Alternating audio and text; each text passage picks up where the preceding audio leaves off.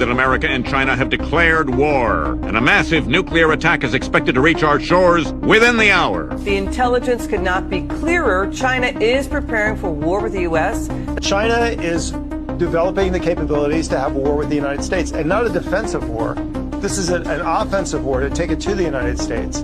Tonight, China's military declaring it's ready to fight after finishing 3 days of combat drills simulating a blockade to seal off Taiwan. The Taiwanese Defense Ministry saying it tracked a record 91 Chinese fighter jets in the last day of the exercises, dozens crossing over sensitive maritime borders around the island. Specifically, since the fall of 2021, we have seen more than 180 such incidents, more in the past 2 years than in the decade before that.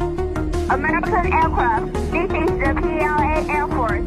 You are approaching Chinese airspace. Keep a safe distance or you'll be intercepted. One incident, Chinese Navy pilots flew to within 15 feet of American planes patrolling international airspace. The Pentagon says these risky maneuvers are part of a concerning trend by China. There's been more than 180 intercepts like this in the last 2 years. Are we okay? Yeah, we're okay. But this is, well, you're getting uncomfortable. I'm uncomfortable as well. The US releasing new vision tonight of Chinese fighter jets conducting risky maneuvers. The invasion of Gaza getting delayed as Iran ramps up direct threats against America. Israeli troops and tanks briefly raiding northern Gaza overnight as they prepare the battlefield before an expected full-blown ground invasion. Those developments come as Iran plays with fire. The Pentagon revealing Iran-backed proxies attacking U.S. troops in Iraq and Syria 16 times since October 17th. And the radical regime feels bold enough to issue this warning to the United States while at the UN. I say frankly to the American statesmen who are now managing the genocide in Palestine that we do not welcome to expansion of the war in the region. But I warn, if the genocide in Gaza continues, they will not be spared from this fire. Instead of directly dealing with the Iranian threat, the White House has other priorities. Kamala Harris is following Joe Biden's lead by lecturing Israel on a two-state solution. We stand for the importance of understanding that we must prioritize humanitarian values, that the rules of war require that there be no intentional attack of civilians, that humanitarian aid be administered, that we do all that we can to ensure that there will not be an escalation, in particular by Iran's proxies in that region of the world. And we have not abandoned, and we still are profoundly committed to a two-state solution. I won't even ask a question on her. Jesse, the Iranian foreign minister in the United States, in New York, across town, actually comes here and warns the United States will not be spared if the war in Gaza continues, right here in New York City. And by the way, not drawing a distinction between Israel fighting in Gaza and the United States. Dana just told me she wants to go to the UN and make a citizen's arrest. I've never seen her this angry before. I mean, the guy is like a war criminal. Defund the UN while we're at it, Janine, and just throw that whole building into the East River. So Biden's being tested by the Iranians. The Iranian proxies keep taking these pot shots at U.S. bases. Now, some of the service members have now sustained critical brain injuries, and the Pentagon was not honest about what happened. We just found out about it. Eventually, Joe Biden and the generals are going to have to respond. You cannot continue to sustain these types of injuries over and over and over again and do nothing. They only understand strength. So, and they're like gang members. They're going to push and push and push and push until the police say enough. And that's what they're doing right now. They're testing us. Biden's in a pickle because of Ukraine, Russia, and because of what we've done with our energy sources here. He's keeping the Iranian oil game in play because he needs to keep oil prices at a certain level. And this is what I would do. I would say, screw the Ukraine situation right now. I'd send a missile right into the the energy infrastructure of Iran. They have a hub right by the sea where they export everything they own. I would knock it the hell out of there. And then I'd say, all right, guys, you're on your own for the next 3 years until you rebuild. And that'll get them to shut up. Mm-hmm.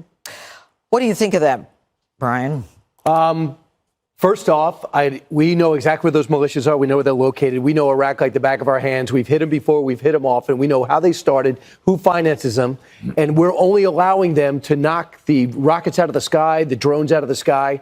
If I am the family of somebody serving right now in Iraq, 2,500, 900 over in Syria, I'm outraged. I'm letting my kids become targets. I signed up for this country, and you're not allowing us to use the $900 billion we put into it. The only thing Iran understands is direct action. And what we're doing is showing weakness. The only thing in that region that's successful is showing muscle. And instead, we allow this guy to come here and threaten us. If we don't knock it off and stop supporting Israel, then they're going to start bombing us. We're going to feel the fire. Is he insane? When is the president going to go get some steel in his spine and start hitting the militia and letting them know it's only going to get worse from there? Yeah, well, and, you know, Piers, Biden as recently as yesterday said don't. It was, I think, like his ninth don't. And they keep doing and doing. And how long does this go on before Iran starts to believe that they shouldn't? Well, you're already seeing Iran attacking Americans around the world. You're seeing Iran financing Hamas, who've just launched a massive terror attack, not just on Israelis, but also Americans. I'm not sure what more they need to do before America takes action to defend itself. And the fact that this guy can come to New York City and speak with that brazen impunity in that way about the United States. And, you look, let's be honest. I don't want to be ageist, but you look at Joe Biden. Do you really think that the Ayatollahs is afraid of him in Iran care what he is saying about don't?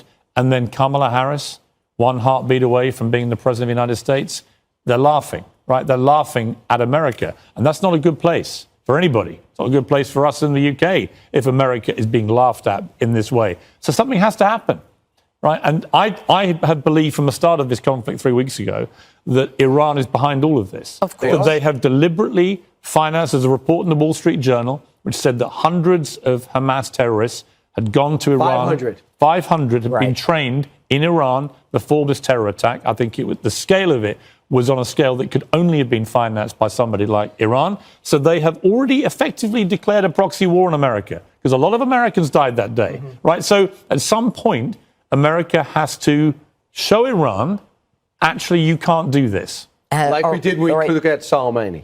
Right.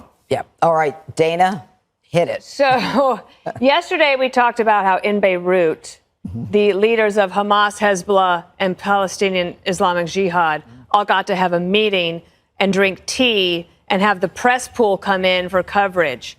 And they're just allowed to go about doing this with the Hezbollah media office. Okay, there's one thing. Second thing, we have to give them a visa to allow him here. And just like we did in September.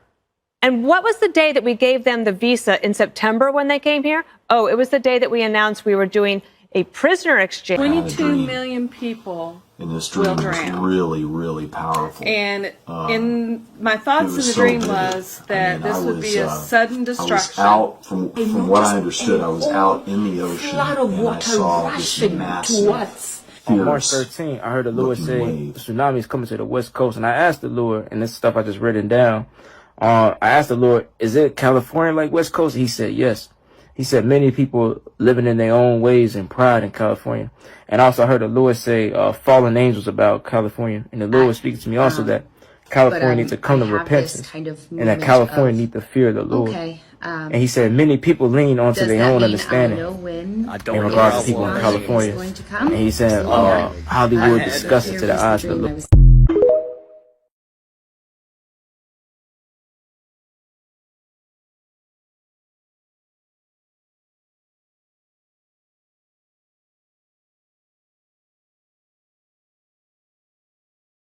Magnification, you're going to see all of this is going to turn to waves coming in from those nukes that went down and they're going to be destroying the city. Watch. There it goes. There it is. See it?